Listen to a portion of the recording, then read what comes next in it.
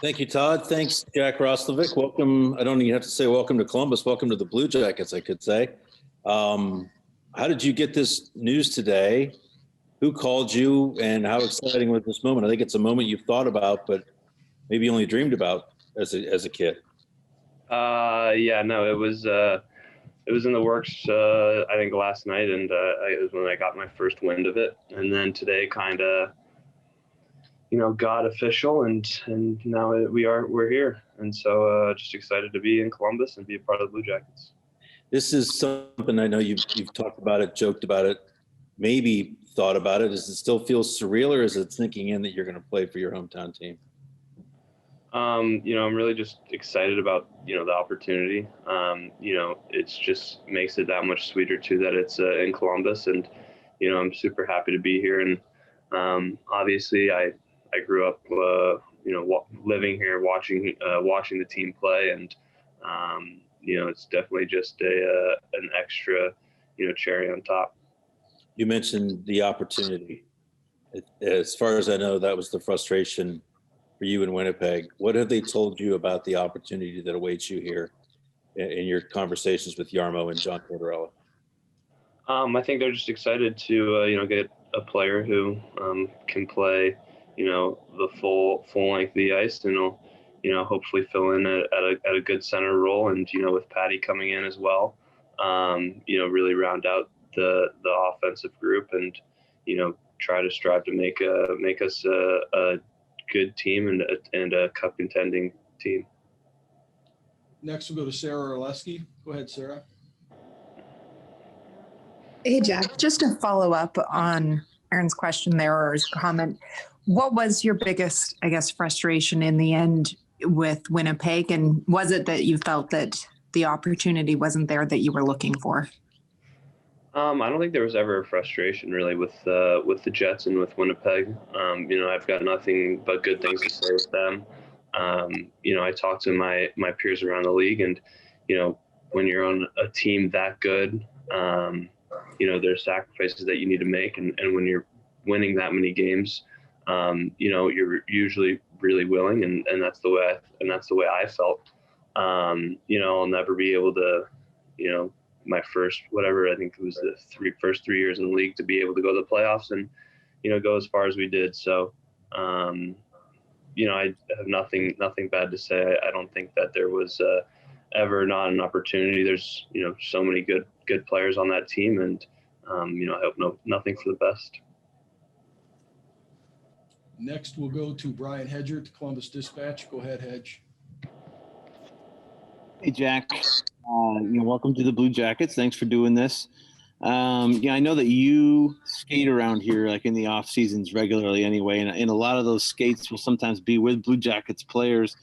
Had you ever thought about this possibility, actually happening before? Yeah, well, of course. It's always a possibility when, you get traded, that it's to a team like your hometown team. So, we always kind of do joke around about it, but, the community and the guys on the team, I'm really familiar with already, and it's just going to make things that easier to transition.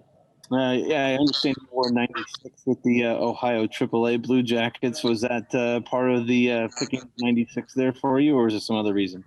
No, that was the reason. No, not too superstitious with my numbers, but I did it. I wore 96 growing up, and we'll keep on that trend when I'm in Columbus. A lot of goals in 96. And let's hope. Next, we'll go to Ken Wiebe at Sportsnet. Go ahead, Ken. Thanks, Todd. Thanks, Jack. What's the next step in your development look like, Jack? I think really just getting a role that, I'm going to be able to, really strive in and really help the team. As you develop, as you get better, you want to make the people around you better. You want to make your team better. You want to, do everything to get to that ultimate goal. And I want to be a big part of it on this team. And what were the last couple of weeks like for you as you had to wait out this waiting game? I kept I just had trust in the people that I had surrounding me. And, my job never changed. My workout regimen, my skating regimen was always, up to date and critical. And I knew how important it would be just, in case there was a time like this, and, I might be playing soon. So it's just about staying ready. And that's what I did. Next, we'll go to Brian Munz. Go ahead, Munzie. Jack, some of your memories here in Winnipeg from your time as a Jet, even playing with the Moose. What stands out for you that will be the fondest? There's so many, but, I think if I ever go back and, really need to tap into something, hockey-wise, I would say it's, the cup run that we had. You look back at that team, and I think that's a pretty ideal team in terms of what you want as a culture and what you want as a winning team. And, even though we fell short, that's that team I'll cherish for a while and or forever. And, really be able to take things from them and learn and apply it to, whatever team I'm on. Appreciate it. Thanks. Next, go back to Aaron Portzline. Go ahead, 40. Hey, Jack, I'm fairly familiar with Ed Ginger practices, but how ready do you feel like you are to step in and play? Is it just a matter of getting through the 48-hour COVID and you're good to go? Or yeah, like I said, I haven't taken a step back, through my summer training and through, really figuring out a good and efficient way to train to be ready, because I knew I was going to play eventually. So, I've been prepared and I've been taking all the right precautions to step in whenever and as early as I possibly can. Next, we'll go to Carter Brooks. Go ahead, Carter. Hey, Jack, congratulations on the new contract and the new change of scenery. Just want to ask you quickly what it's like to go through this RFA situation, not knowing what's going to happen contract-wise, kind of hoping for something, and then obviously a bit of a holdout. Just maybe some of the timeline on your part and how it came to be. It's super frustrating, but that's just the business side of the game and the business side of the sport that we play. So, it is what it is. And like I said, you surround yourself with good people and a good team, and you know what you guys will need to do. And as the player, it's really important just so I don't have to take a lot of that burden. But yeah, it's just been a pretty smooth process for me. Like I said, I try to focus on more of the hockey aspect side and let the business side handle itself with the people that I surround myself with. So. Next, we'll go to Jeff Swoboda. Go ahead, Jeff. Thanks, Todd. Congratulations, Jack, on the deal. And just you just talked about the AAA program and Eddie Ginger, and I think you've been spending some time around those kids here recently. And just 10 years ago, you were one of those kids. And just how cool is it to have this kind of come full circle now? And you're kind of a proof is in the pudding that those kids can really achieve their dreams. How cool is it to be part of that? Yeah, well, it definitely didn't start just a couple weeks ago. I've been known Ginger's kid for forever, and I watch all these guys, and I really keep up with them, and I enjoy going out there and competing with them, and as much as young as they are, they're all really good players and really good kids, and I want the best for them, and I want the best for youth hockey in Columbus, and I was telling Ed, it was great that you guys let me out there to come. And I think they enjoyed it as much as I did. Next, we'll go back to Sean Reynolds. Go ahead, Sean.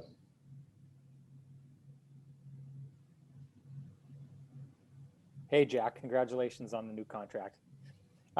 You were talking earlier about talking with your peers. I've talked to your peers and close friends of yours within the game, and consistently they've always said to me, when Rosie gets that opportunity, he's really going to take off. How motivated are you to kind of prove those guys right and show that there's a real place for you at the top level of this game? Yeah, super motivated. That's what I've wanted. It's what I've always wanted, and I'm going to take on a role here that hopefully, a role that I've been waiting for too. So, I'm going to make the most of it, and I want to do it for not only myself but for our team, and the city. And like I said, it's really important, and I've done it before, and I'm not going to shy away from anything. Next, we'll go back there in Port's line. Go ahead, Porty. Hey, Jack, who's the first person you called when this became official? Or were there, I'm sure guessing there were people's names and faces ripping through your mind that you were excited to let them know? Who was the first? Yeah, my mom, of course. She wanted to know about it first, and I think I could give her that courtesy. So, Yeah. But yeah, I've gotten a lot of text messages from kids I went to high school with, kids I grew up with, and just friends in the community that's been really supportive of me wherever I've been, and I think they're really happy as well, and it kind of stinks that there aren't any fans in the stands, but I think this will hopefully get some people on their toes and watching the games. Liney was joking earlier that if you listen to Jack Roslovic, Columbus is the greatest city in the world. You're quite the ambassador for the city. How have you taken, I don't know if you've caught wind of this, but with some of the stuff that's transpired in Columbus with Panarin, with Bobrovsky, we could go on here, but with Dubois, there's a perception of Columbus that for some it's not a destination. How can you push back on that? What are your thoughts on that? What would you tell somebody who thinks that?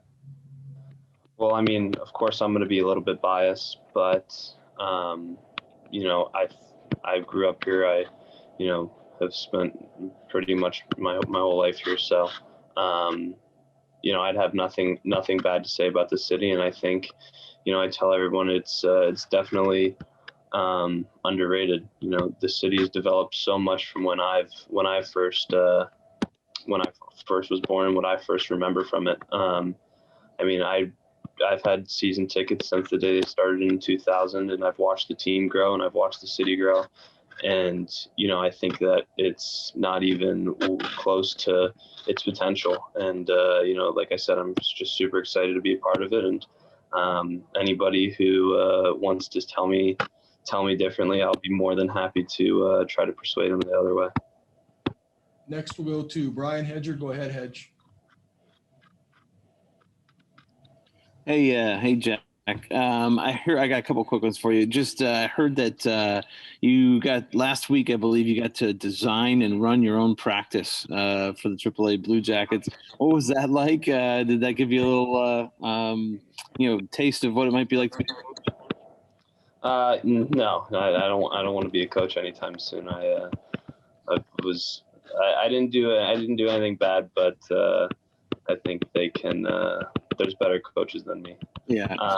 But no, the kids are, like I said, the kids are awesome. And, when we had guys out there with us, I remember even, Cam was, super